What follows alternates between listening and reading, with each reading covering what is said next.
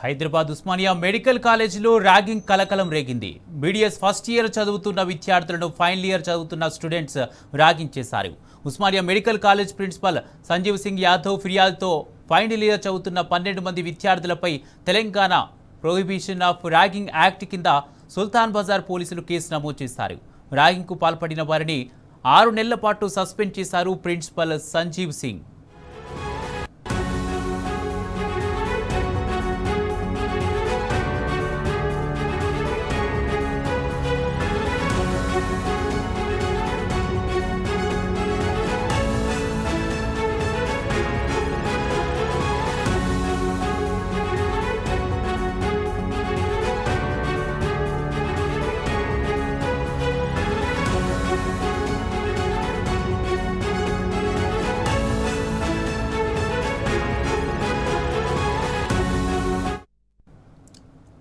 Hyderabad Osmania medical కాలేజ్లో ragging కలకలం రేగింది.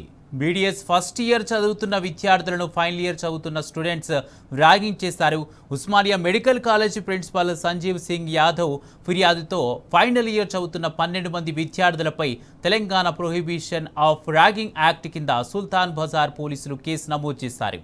ర్యాగింగ్కు పాల్పడిన వారిని 6 నెలల పాటు సస్పెండ్ చేశారు ప్రిన్సిపల్ సంజీవ్ సింగ్.